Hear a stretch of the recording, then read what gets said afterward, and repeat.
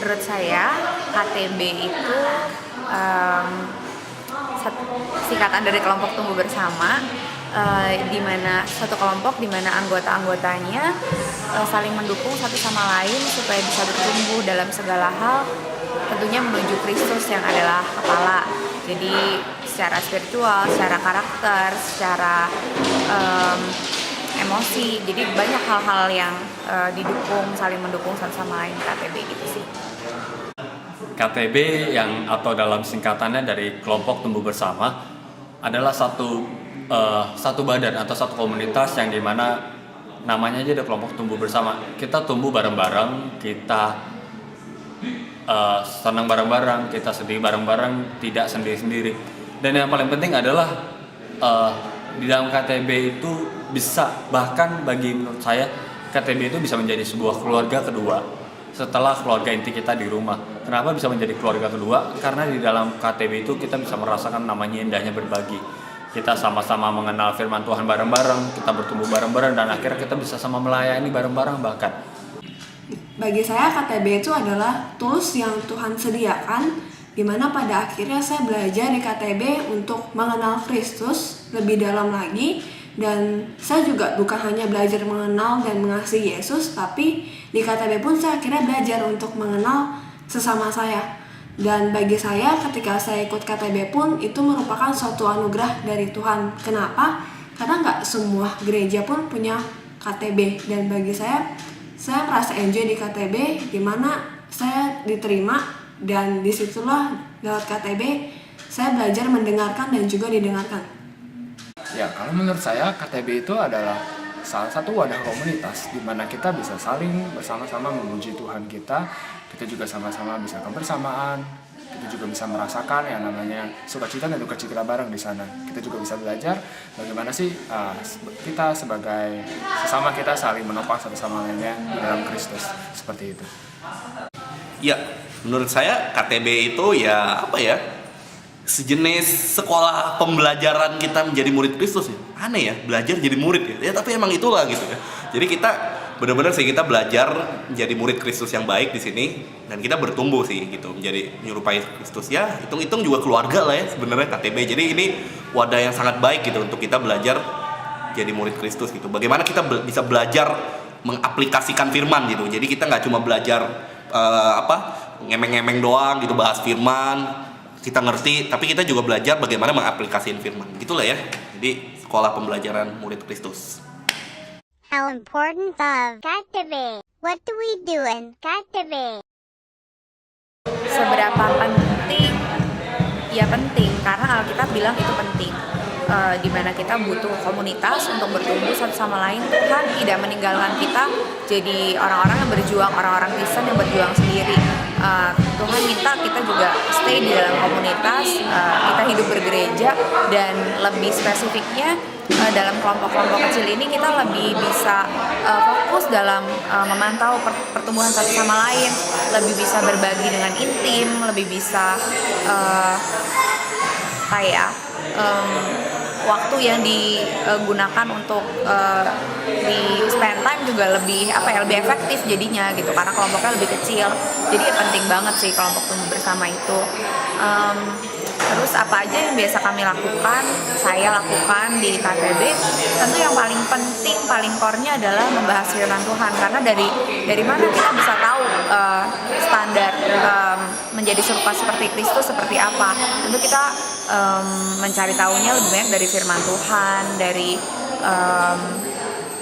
juga pengalaman satu sama lain, berbagi bagaimana firman itu nggak cuma memenuhi pengetahuan kita, tapi hidup dalam kehidupan kita juga gitu. Nah disitulah kita bisa saling menguatkan, saling mengingatkan, dan akhirnya mendukung pertumbuhan satu sama lain. Penting banget, karena selain kita mengenal firman Tuhan di kebaktian, di KTB adalah salah satu tempat di mana kita bisa bertumbuh. Kenapa penting? Karena begini teman-teman, kalau kita namanya mau bertumbuh, kita butuh seorang yang butuh memandu kita untuk kita bisa bertumbuh. Di dalam KTB itu ada pembimbing dan ada teman-teman yang lain. Pembimbing itu akan membantu kita untuk bertumbuh semakin serupa dengan Yesus. dan ada teman-teman yang lain di mana kita bersama-sama, nggak cuma kita bertumbuh sendiri tapi kita sama-sama, nggak cuma dalam suka tapi juga dalam duka, untuk kita semakin bertumbuh dan semakin terus bertumbuh.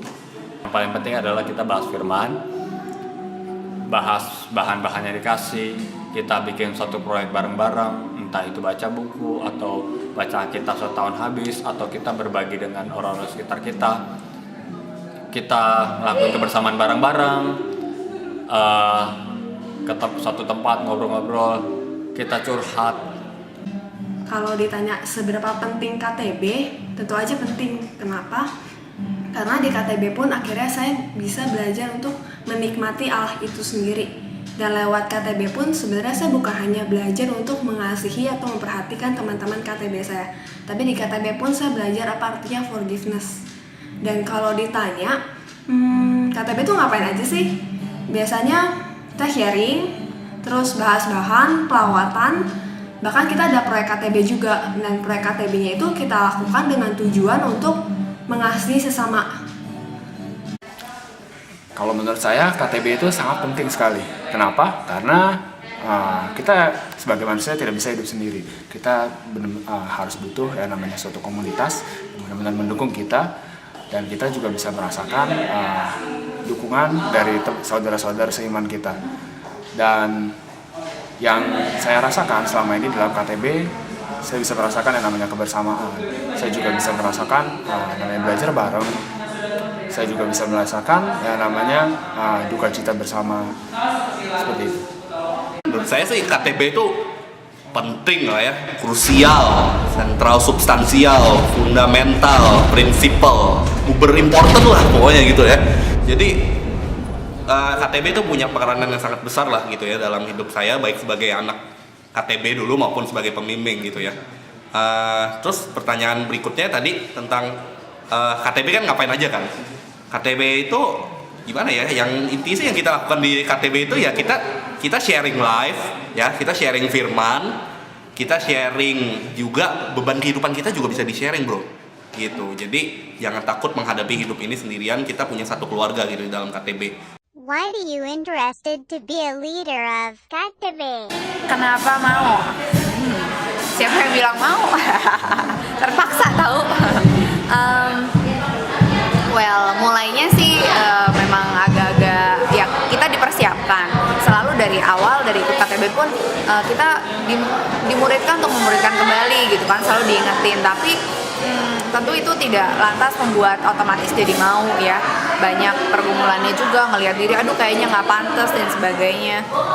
Namun memang pimpinan Tuhan sih, Tuhan juga yang memberikan beban ketika kita melihat kita udah menikmati nih, ada banyak hal yang Tuhan udah izinkan kita nikmatin. Saya bukan berarti saya lebih hebat ketika saya membimbing, enggak, tapi saya terlebih dahulu sudah menikmati. Jadi apa yang saya lakukan bukan akhirnya saya menggurui, tapi lebih yang saya membagikan apa yang sudah terlebih dahulu saya nikmati. Ini cuma soal timeline aja, saya udah terlebih dahulu nikmatin, saya mau berbagi dengan teman-teman lain yang belum menikmati apa yang saya nikmati gitu. Kenapa akhirnya saya juga mau membimbing? Karena begini, saya terlebih dahulu pernah merasakan namanya dibimbing. Saya dituntun untuk saya semakin bertumbuh. Saya dulu orang yang bandel, saya dulu orang yang agak cengengesan, bahkan cengengesan sih bagi saya, yang tidak tahu menahu soal firman Tuhan. Saya berkelakuan buruk, tapi melalui KTB akhirnya saya pelan-pelan bertumbuh dan akhirnya saya semakin berubah. Dan akhirnya ketika saya mengalami kasih Yesus dalam KTB itu, dan akhirnya saya mau membagikan itu. Kenapa saya mau membimbing KTB? Awalnya saya lulus pembinaan itu tahun 2011.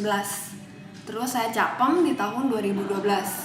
Nah, saya pikir saat itu nggak mungkin saya jadi pembimbing KTB di tahun 2012. Saya pikir saya mungkin akan jadi pembimbing KTB di tahun 2013. Karena kondisinya saat saya ditawarin jadi pembimbing KTB, saya masih ikut kelas calon pembimbing. Dan itu baru berjalan 2 bulan. Dan di situ kondisinya adalah saya nggak siap. Bahkan saya punya beban untuk pelayanan di tempat lain, bukan di KR. Tapi ternyata Tuhan mempercayakan saya dan memanggil saya untuk menjadi seorang pembimbing KTB.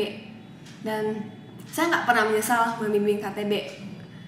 Karena lewat anak-anak saya pun saya belajar banyak hal. dimana kita belajar untuk saling mengasihi dan dikasihi, kita belajar mendengarkan dan didengarkan, kita belajar mendoakan, mengasihi, bahkan kita belajar untuk mengampuni. Dan saya bersyukur untuk 4 anak yang Tuhan percayakan saat ini, untuk Vero, Feli, Victoria, dan Kiki, dimana ketika mereka bertumbuh, saya yakin semua bukan karena kekuatan saya, tapi ketika 4 anak saya yang Tuhan percayakan dapat bertumbuh pun, semua hanya karena anugerah Tuhan. Ya, kenapa saya bisa menjadi seorang pembimbing KTB? Prosesnya emang panjang ya, tapi saya akan coba untuk ringkaskan. Jadi awalnya pada saat saya ditawarkan sebagai seorang pembimbing KTB, awalnya saya menolak. Kenapa? Karena saya merasa bahwa diri saya itu emang tidak mampu untuk melakukan itu. Diri saya tidak sempurna, saya masih begitu banyak kesalahan, sampai saya berpikir dalam diri saya sendiri, gua aja kayak gini, kenapa lu harus bisa membimbing orang seperti itu. Namun melalui berbagai proses yang terjadi, seperti melalui kelas calon pembimbing dan sebagainya, saya mendapatkan bahwa kita sebagai saksi Kristus harus bisa membagikan Injil tersebut pada siapa saja dan di mana saja. Ya, oleh sebab itu, saya putuskan bahwa saya akan menjadi seorang pembimbing KTB. Dan pada awalnya sih memang terasa bahwa ini berat. Tapi pada seiring berjalan waktu, saya menyadari saya bukannya marah atau sebagainya, tapi justru saya malah bersyukur sebagai pembimbing KTB. Kenapa? Karena melalui pembimbing KTB ini saya bisa belajar banyak hal, seperti bagaimana cara memanajemen diri, bagaimana sih sikap saya selama ini, apakah saya sudah berkenan di hadapan Tuhan, apakah saya sudah bisa memberitakan Injil dan sudah sesuai dengan kehendaknya, melakukan perintah yang sudah dengan kehendaknya seperti itu. Waktu itu saya berpikir saya pingin istilahnya berbagi lah apa yang udah saya nikmati gitu di dalam Tuhan gitu ya. Saya mau bagikan itu sih kepada orang-orang. Kalau pikir-pikir ya, KTB itu udah enak banget gitu ketika kita ingin berbagi gitu pada orang-orang. Kita nggak perlu nyari-nyari lagi gitu orangnya ya. Maksudnya udah tiba-tiba si KTB udah kasih gitu pada kita. Jadi itu metode yang saya rasa emang istilahnya enak banget lah gitu ketika saya ingin berbagi hidup gitu kepada orang lain, saya ingin berbagi firman, ya itulah gitu. Dan di sisi lain juga kenapa pengen jadi pembimbing KTB, karena saya merasa kalau ketika jadi pembimbing KTB itu apa ya, lebih ada dorongan gitu sih untuk saya tuh bisa bisa mempraktekkan apa yang udah saya ajarin tuh ya. Kali masa kita ngajarin sesuatu tapi kita sendiri nggak lakuin gitu. Jadi dengan menjadi pembimbing KTB pun sebenarnya itu menolong kita sih untuk bisa tetap dekat sama Tuhan dan aplikasikan firman Tuhan dalam kehidupan sehari-hari. Itu sih kurang lebihnya.